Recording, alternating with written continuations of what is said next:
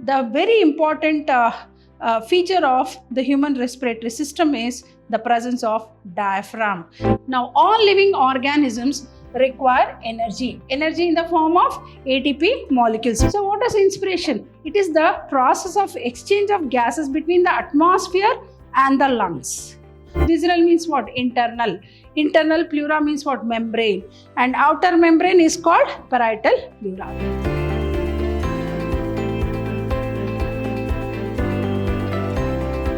Hello everyone, welcome back to yet another chapter called Breathing and Exchange of Gases. Session 1 of chapter 17 called Breathing and Exchange of Gases. Myself B. Shobarani from the Department of Biology, Vidyashram Pre-University College, the Temple of Excellence.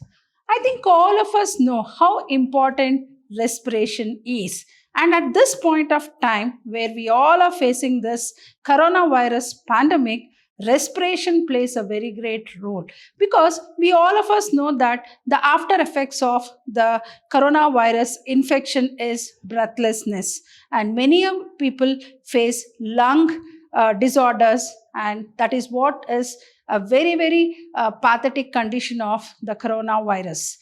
Now, let us understand why this process called respiration or breathing is so very important. Every second we are breathing. So, why this breathing or respiration is a so very important physiological process? As you know that the food what we have taken is broken down into simpler substances in presence of oxygen, thereby releasing energy in the form of ATP molecules or in the form of kilocalories of energy. Now, let us understand what is this respiratory system or breathing or exchange of gases.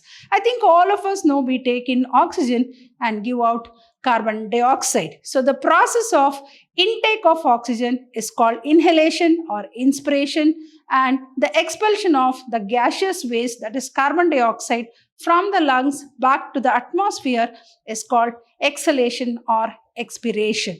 Now, let us understand what are the important parts of the respiratory system. And first of all, what is the definition of respiration? Why we also call it as breathing, or we also mention it as exchange of gases, a process of. So, it is a very important physiological process.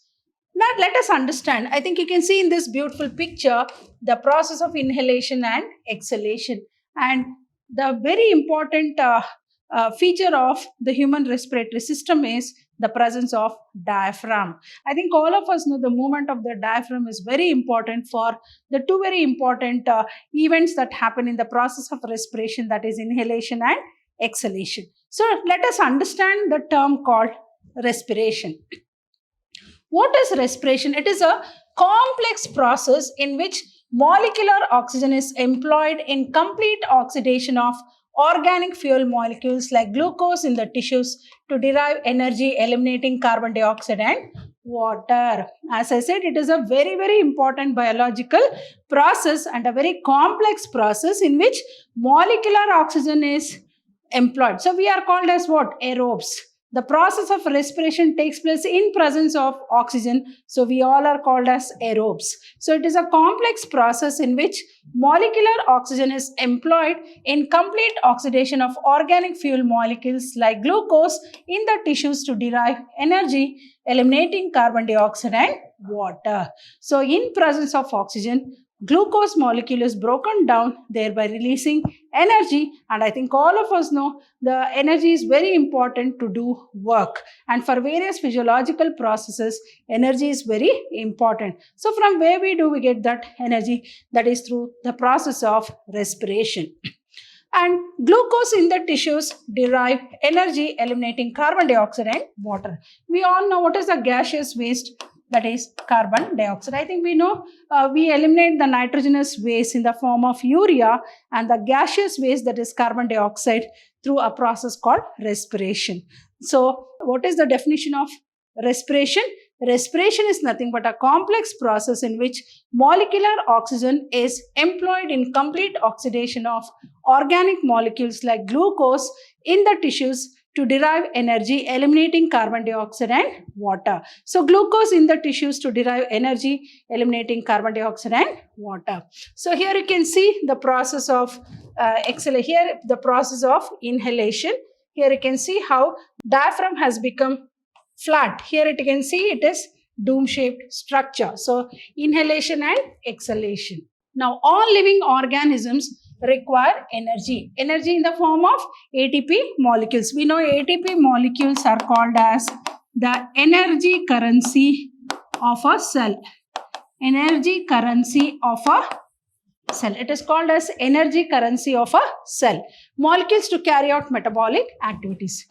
Can we do work without energy? Of course not. So energy is very, very prime requirement for the body, and that is obtained through the ATP molecules, which is called as the energy currency of a cell. So the ATP molecules are generated when the fuel molecules like glucose undergo oxidation in the presence of molecular oxygen. So we call this process as what? Oxidation process, right? Hence, there is exchange of respiratory gases like oxygen and carbon dioxide between living organisms and the atmosphere. I think, as I said, the process of respiration involves what? Inspiration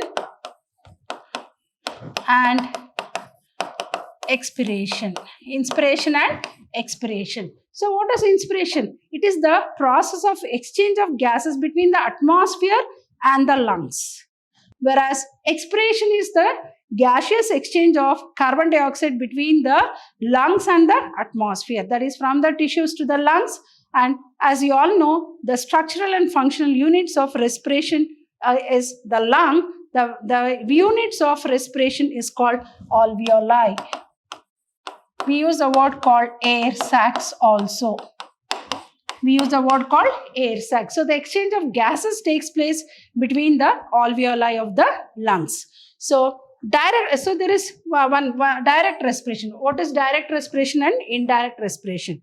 Direct respiration, exchange of respiratory gases between the cell and the atmosphere is called as direct respiration. Indirect respiration, from the cell to the atmosphere is called the indirect respiration. Example, amoeba and other microorganisms. So all living organisms require energy, that is ATP molecules, to carry out what? Metabolic activities. So the ATP molecules are generated when the fuel molecules like glucose undergo oxidation in the presence of molecular oxygen. Hence, there is an exchange of respiratory gases like oxygen and carbon dioxide between the living organisms and the atmosphere. So what is direct respiration? Exchange of respiratory gases between the cell and the atmosphere is called direct respiration. Example, amoeba and other microorganisms. Now let us study about the structure of the respiratory system. So what is the structure of the respiratory system then? Here you can see the beautiful picture of the human respiratory system. This is human respiratory system. Human respiratory system. So here you can see the nasal cavity, pharynx, larynx, trachea, bronchi, lungs, bronchioles, and here you can see the diaphragm. So here we can see the air sacs, or what we use the word called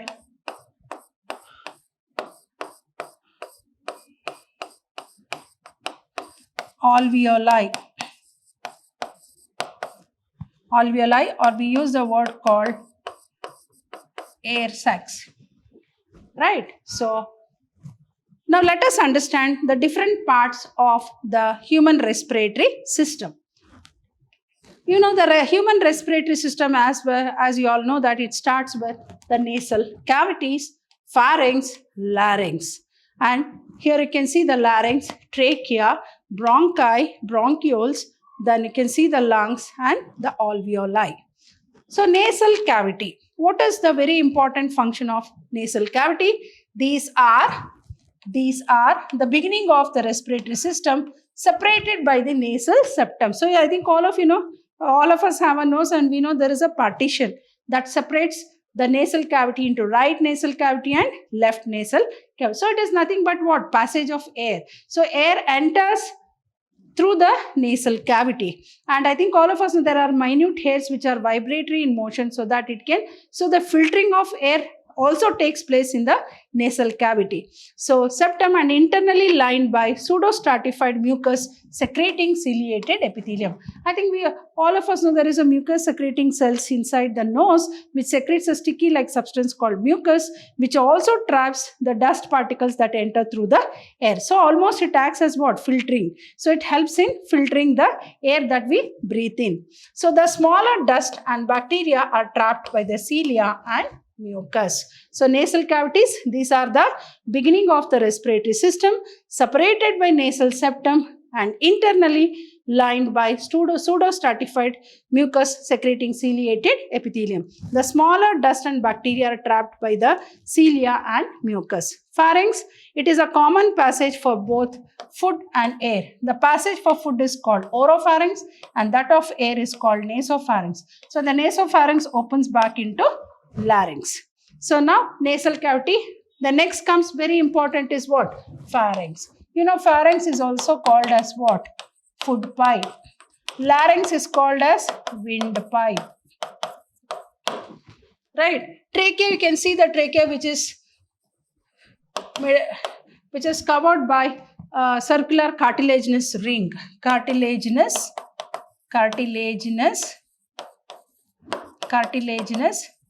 rings. So pharynx, it is a common passage for both food and air. The passage for food is called oropharynx and that of air is called nasopharynx. So the passage through which the food enters in the pharynx region is called as oropharynx and that of air. So here it helps both the nasopharynx and the oropharynx here. So the nasopharynx opens back into larynx. Larynx, I think all of us know how important this larynx is, which is also called as what? Voice box. So the voice is produced by the voice box. And just like birds have syrinx to make different types of sounds, so human beings have larynx, which is otherwise called voice box, which produces the sound. Located in the neck region. It is located in the neck region and the front part of the larynx forms Adam's apple in case of males. And the epiglottis, you know, there is one flap-like structure called epiglottis, which it allows the entry of air.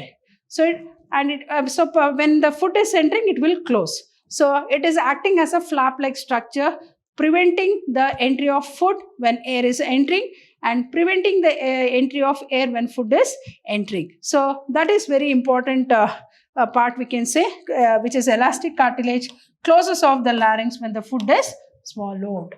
So structure of respiratory system consists of what? Nasal cavity.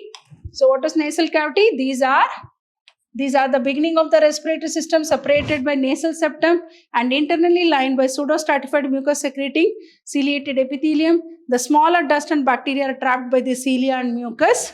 Then comes pharynx. Here you can see the pharynx, which is otherwise called what? Food pipe. Larynx, which is otherwise called windpipe. So pharynx, it is a common passage for both food and air. The passage for food is called oropharynx and that for air is called nasopharynx. The nasopharynx opens at the back into larynx. So larynx, as you know, it is otherwise called windpipe. Then it is also known as voice box, located in the neck region.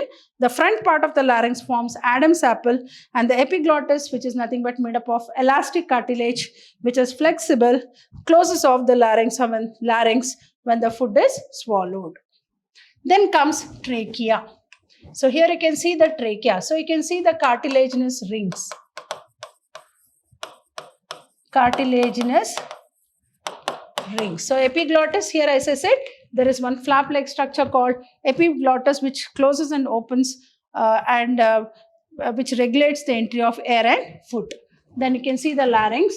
Then trachea, this is also known as windpipe.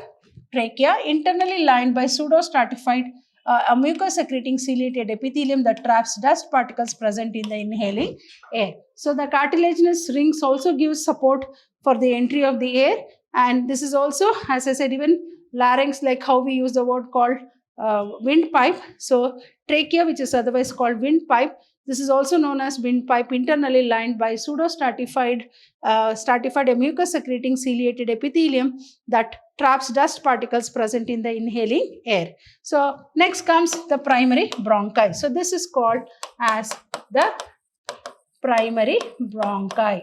And here you can see the pleural membrane. The whole of the lungs is covered by a pleural membrane, and in between the two pleural membranes there is pleural fluid.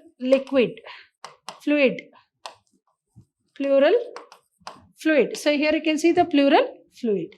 Then you can see the main primary bronchi branches into bronchioles. So here you can see the air sacs, or we can also use the word called alveoli, right here. And here you can see the diaphragm. Then you can see the cut end of rib, bronchus and the lungs. Then primary bronchi, trachea divides into left and right bronchi that enter into left and right lungs respectively. So the primary bronchi divides into two parts, one entering the right lung, the other one entering the left lung.